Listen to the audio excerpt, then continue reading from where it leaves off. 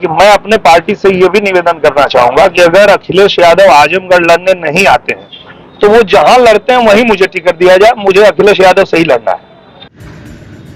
तो खबर आजमगढ़ से है, जहां जिले में एक निजी कार्यक्रम में पहुंचे भाजपा सांसद दिनेश लाल यादव निरहुआ ने एक बार फिर समाजवादी पार्टी के राष्ट्रीय अध्यक्ष अखिलेश यादव को चुनौती देते हुए सांसद निरहुआ ने कहा कि अगर अखिलेश यादव आजमगढ़ से चुनाव नहीं लड़े तो वे जहां से चुनाव लड़ेंगे वह वहीं से उनके खिलाफ चुनाव लड़ेंगे। नगर के रोडवेज स्थित एक निजी पैथोलॉजी सेंटर के उद्घाटन करने के बाद भाजपा सांसद दिनेश लाल यादव निरहुआ ने कहा कि आजमगढ़ जिले में एक साल में जितना काम हुआ है और प्रधानमंत्री नरेंद्र मोदी के पिछले 10 वर्षों के कार्यकाल में जितना कार्य हुआ है उसको देखते हुए हमारा आजमगढ़ है वह यह तय कर चुका है कि वह सरकार के साथ ही अब रहने वाला है। सांसद निरहुआ ने कहा कि आने वाले लोकसभा चुनाव में एक बार फिर देश के प्रधानमंत्री नरेंद्र मोदी बनने जा रहे हैं और इस बार आजमगढ़ में भी सरकार का सभी साथ देंगे। सांसद निरहुआ ने कहा कि आजमगढ़ एयरपोर्ट का जल्द ही उद्घाटन प्रधानमंत्री नरेंद्र मोदी आजमगढ़ आकर करेंगे। वहीं समाजवादी पार्टी के विधायकों द्वारा पाला बदलने को लेकर सांसद निरहुआ ने कहा कि यह सारी लड़ाई विचारधारा की है। हमें लगता है कि समाजवादी पार्टी में जो भी लोग काम कर रहे थे वह एक चीज महसूस कर रहे थे कि समाजवादी पार्टी में रहना है तो राम मंदिर के खिलाफ बोलना है। राम मंदिर के खिलाफ बोले हैं, वैसे ही वैक्सीन के खिलाफ बोले हैं, देश की उपलब्धियों के खिलाफ बोले हैं। मोदी जी का विरोध करते करते देश का विरोध करना समाजवादी पार्टी के मैनिफेस्टो में जुड़ चुका है। आपको बता दें, जो लोग भी यह चीज समझ रहे हैं वह लोग पार्टी को छोड़ रहे हैं। उन्होंने कहा है कि जो लोग भी देश को, जनता को मजबूत बनाना चाहते हैं वह भाजपा, मोदी जी और योगी जी के साथ रहेंगे। वह समाजवादी पार्टी में नहीं रह पाएंगे, क्योंकि जिस पार्टी में रहने के बाद अपने ही धर्म और भगवान का विरोध उन्हें करना पड़े। समाजवादी पार्टी के राष्ट्रीय अध्यक्ष अखिलेश यादव आजमगढ़ से चुनाव लड़ने पर चुनौती मिलने के सवाल पर सांसद निरहुआ ने कहा कि कोई चुनौती नहीं है। यही नहीं, सांसद निरहुआ ने कहा कि अगर आजमगढ़ से अखिलेश यादव चुनाव नहीं लड़े तो वह पार्टी से मांग करेंगे कि अखिलेश यादव जहां से भी चुनाव लड़ेंगे वह उनके खिलाफ वहीं से चुनाव लड़ेंगे।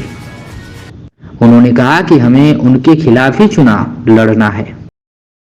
यही होता है कि जब बड़े बड़े शहरों में जो सुविधाएं मिलती है वो धीरे धीरे छोटे शहरों में पहुंचने लगता है तो लोगों को आसानी हो जाती है।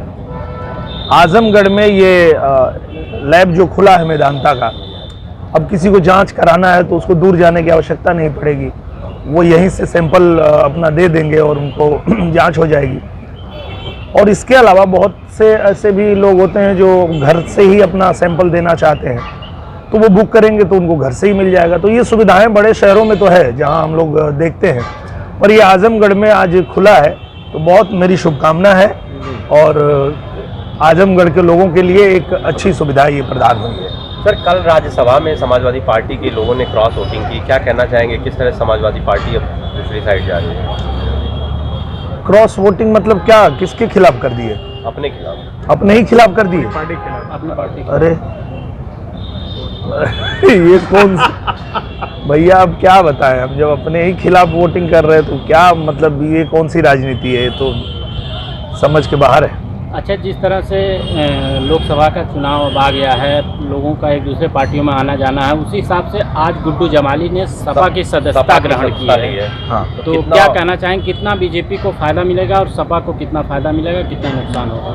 मुझे लगता है कि जिस तरह से जो आजमगढ़ में काम हुआ है एक साल में, और प्रधानमंत्री जी के नेतृत्व में 10 साल में जो काम पूरे देश में हुआ है, पूरे दुनिया में हुआ है, उसको देखते हुए जो हमारा आजमगढ़ है वो ये तय कर चुका है कि हमें भी सरकार के साथ ही रहना है। कि जब नरेंद्र मोदी जी की सरकार है और सिर्फ एक साल सरकार के साथ आजमगढ़ रहा, तो आजमगढ़ में कितना काम हुआ ये किसी से छुपा नहीं है। तो अब आने वाले समय में भी प्रधानमंत्री जी फिर से प्रधानमंत्री बनने जा रहे हैं, तो हमारा आजमगढ़ जिस तेजी से विकास कर रहा है वही तेजी बरकरार रखने के लिए आजमगढ़ भी सरकार के साथ जाएगा और भारतीय जनता पार्टी ही जीतेगी।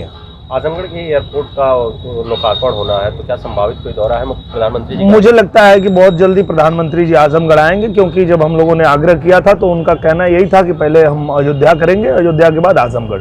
तो अयोध्या का तो हो चुका है, अब अगला नंबर आजमगढ़ का है और किसी भी क्षण डेट आ सकता है प्रधानमंत्री जी का कि आजमगढ़ आकर के और उद्घाटन करें। जिस तरह से राज्यसभा चुनाव को लेके सपा के 8 विधायक जो है भाजपा में शामिल हुए, उसको लेके आप क्या लगता है आने वाले चुनाव में क्या सपा के कुछ और नेता बीजेपी में शामिल हो सकते हैं? देखिए, मुझे लगता है ये सारी जो लड़ाई है वो विचारधारा की लड़ाई है। समाजवादी पार्टी में जो लोग भी थे, जो लोग भी काम कर रहे थे, वो एक चीज तो महसूस कर रहे थे कि समाजवादी पार्टी में रहना है तो राम मंदिर के खिलाफ बोलना है, समाजवादी पार्टी में रहना है तो राम के खिलाफ बोलना है, वैक्सीन के खिलाफ बोलना है, देश की उपलब्धियों के खिलाफ बोलना है।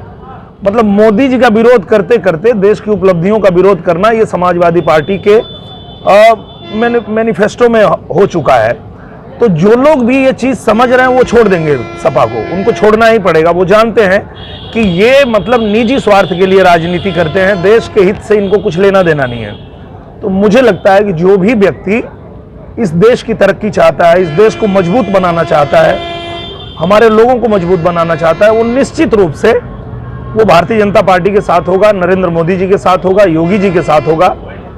और उस पार्टी में तो नहीं रह पाएगा जिस पार्टी में रहने की वजह से ही उनको अपने ही धर्म का विरोध करना है, अपने ही भगवान का विरोध करना है। तो आत्मा तो आदमी का थोड़ा ग्लानि तो होता ही है ना। आप आज देख लीजिए कि जितने यादव हैं उन्होंने महसूस कर लिया, ये समझ लिया कि यार हम लोग जनसंघ से पहले जुड़े, यादवों की पार्टी है जनसंघ पार्टी, वही आज भारतीय जनता पार्टी है।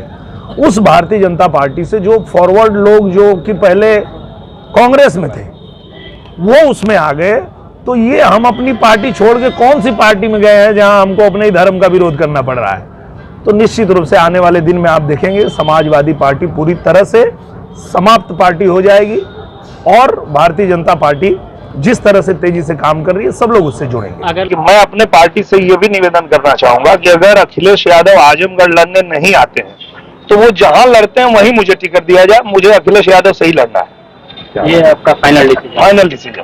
अगर आपको हमारी चैनल की खबर पसंद आई हो तो चैनल को लाइक, सब्सक्राइब और शेयर जरूर करें।